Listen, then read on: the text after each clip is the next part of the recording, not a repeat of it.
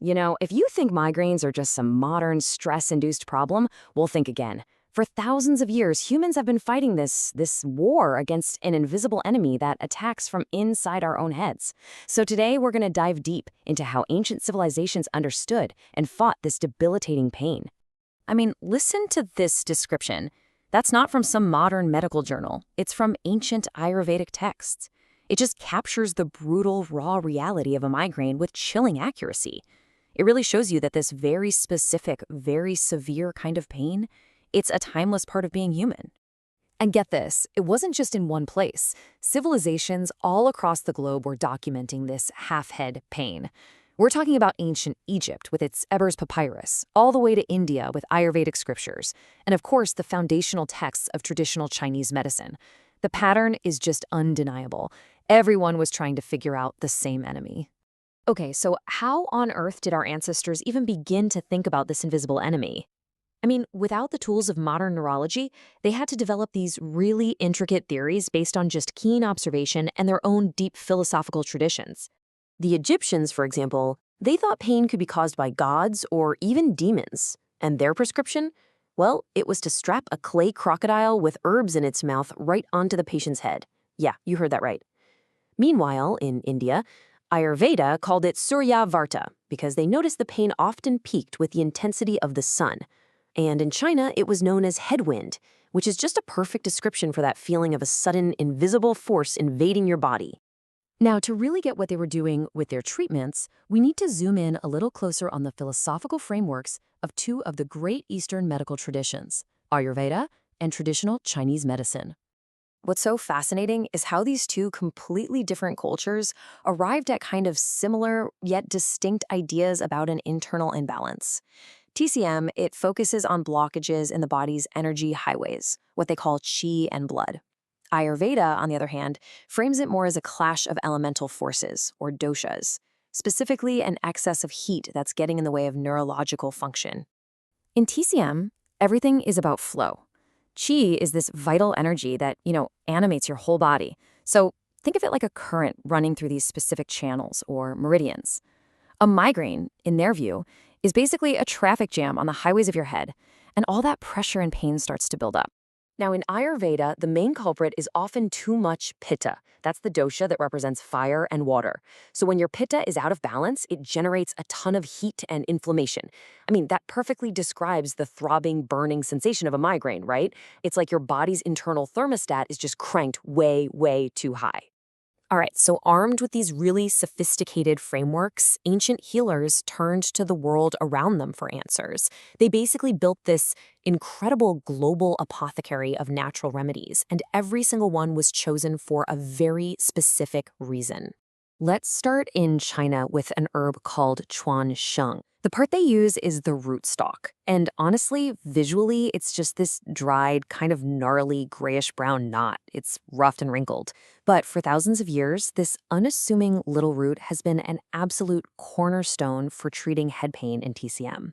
Its whole purpose in TCM is crystal clear. Get that traffic moving again. It's used to get the qi and blood flowing, breaking up that stagnation that's causing all the pain. And what's wild is that modern science has actually identified compounds in it, like tetramethylpyrazine, that play a key role in its anti-inflammatory and circulation-boosting effects. Okay, let's hop over to Europe. Here we find butterbur, which is a shrub that has these huge heart-shaped leaves. You really can't miss them. It has a super long history in folk medicine, especially as a preventative treatment for these awful headaches.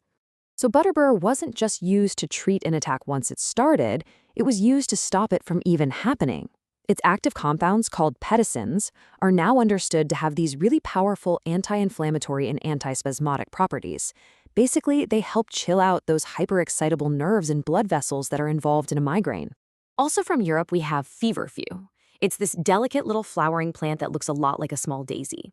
I mean, its name kind of gives away its ancient use for reducing fevers, but it was also a super prized remedy for head pain. So just like butterbur, feverfew was used as a preventative. Its power comes from a compound called parthenolide, which is known to stop the release of inflammatory stuff like prostaglandins and serotonin, which are key chemicals that kick off that whole migraine cascade in the first place.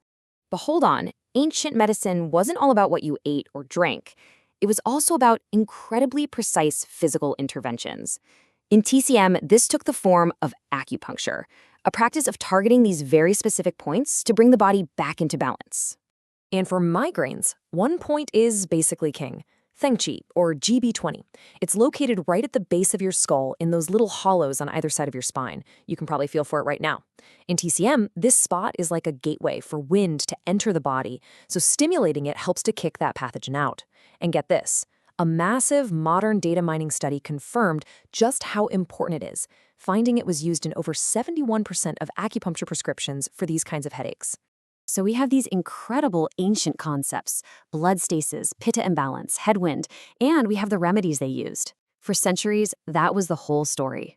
But now we can start to translate this ancient wisdom into the language of modern neurobiology. And this is the crucial point right here. What if these ancient physicians were just describing real, observable biological things, but with the language and the metaphors that they had available to them? What if blood stasis was just their way of describing neuroinflammation and poor circulation? And this is where it all connects. It's amazing.